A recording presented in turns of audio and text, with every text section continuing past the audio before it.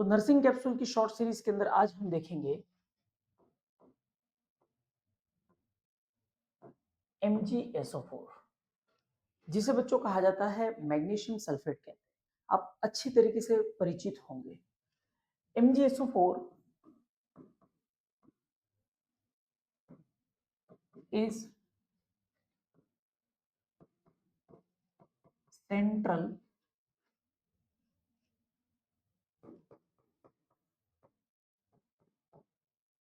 nervous system depressant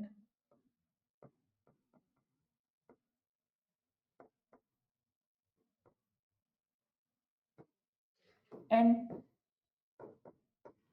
anti-seizure medicine. मतलब कि समझना बच्चों, ये जो ड्रग होती है MgSO4, ये सेंट्रल नर्वस सिस्टम को डिप्रेस करती है और साथ में इसका यूज कहाँ किया जाता है? एंटी सीजर मेडिकेशन के तौर पे किया जाता है।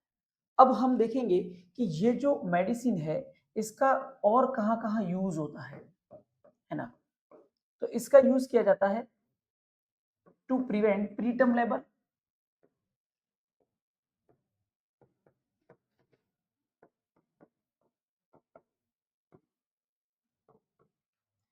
प्रीटर्म लेबर से बचने के लिए किया जाता है इसका यूज। सेकेंड में बात करता हूं टू प्रिवेंट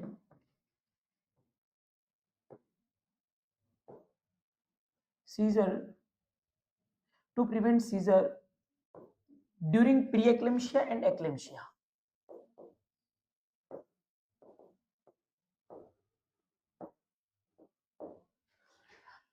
बात कर लेते हैं यहाँ पर कि ये जो मेडिसिन है इसका यूज एक तो प्रिवेंट प्रीटर्म लेबर के लिए भी किया जाता है और साथ ही साथ एंटी सीजर मेडिसिन के तौर पे किया जाता है। अगर किसी क्लाइंट को सीजर आते हैं तो उसमें भी देते हैं।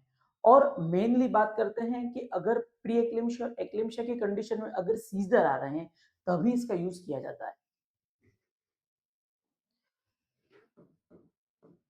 DOC drug of choice in eclampsia, अगर आपको पूछे कि DOC ऑफ एक्लेम्शिया तो क्या होती है बच्चों? MgSO4 होती है। हम बात करते हैं कि ये जो MgSO4 होती है इसका साइड इफेक्ट क्या है ना, ये जानना भी जरूरी है। तो बच्चों इस मेडिसिन का साइड इफेक्ट क्या होता है कि जब भी आप किसी पेशेंट को दोगे तो उस टाइम इसका साइड इफेक्ट के अंदर आपको देखने को मिलेगा, पहला respiratory depressant, hypotension, loss of deep tendon reflex,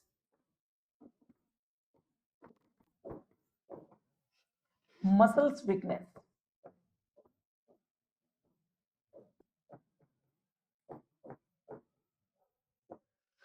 ये जो मेडिसिन होती है इसका साइड इफेक्ट क्या है? तो ये रेस्पिरेटरी डिप्रेशन कराती है, रेस्पिरेटरी रेट को कम करती है। सेकंड हाइपरटेंशन, ब्लड के प्रेशर को कम करती है। Loss of deep tendon reflex, जो आपके नी के अंदर जो डिप टेंडन रिफ्लेक्स होता है उसको भी लॉस कर देती है, खत्म कर देती है।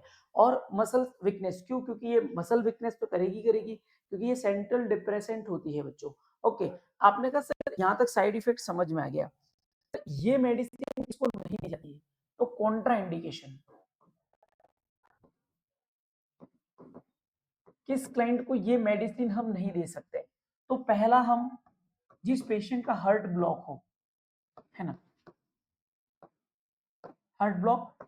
Second MI myocardial infarction. Third kidney failure.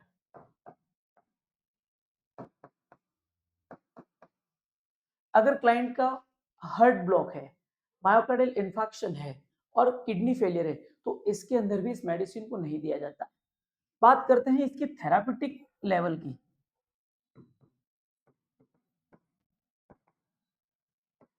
कि इस ड्रग का थेरापेटिक लेवल कितना होता है। तो बच्चों 4 से लेकर के 7.5 MEQ पर लीटर, मिली इक्विवेलेंट पर लीटर इसका क्या होता है? इसका यूनिट होता है। और ये इसका थेरापेटिक लेवल है 4 से लेकर के 7.5 मिली इक्विवेलेंट पर लीटर। जब भी ये मेडिसिन दोगे, अगर इसका मेडिसिन का डोज मोर देन 7 हो गया, है ना, मोर देन 7.5 हो गया तो ये क्या करती है बच्चों, ये टॉक्सिसिटी क्रिएट करती है। और जब भी कभी टॉक्सिसिटी क्रिएट होगी तो उस टाइम हमें पता है कि टॉक्सिसिटी के टाइम पर हमें एंटीडोट का होना जरूरी है।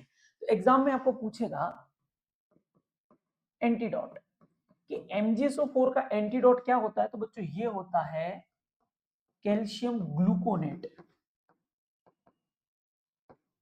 है ना। ये भी पूछा गया क्वेश्चन है। नेक्स्ट बात कर लेते हैं हम नर्सिंग रोल की। वेरी वेरी मस्त इंपॉर्टेंट रोल है। जब भी आपको पूछा जाएगा कि किसी क्लाइंट को MgSO4 चल रहा है, मैग्नीशियम सल्फेट चल रहा है, तो उस टाइम आपका नर्सिंग रोल क्या रहेगा, तो नर्सिंग रोल क्या रहेगा हमारा, असेस हार्ट रेट।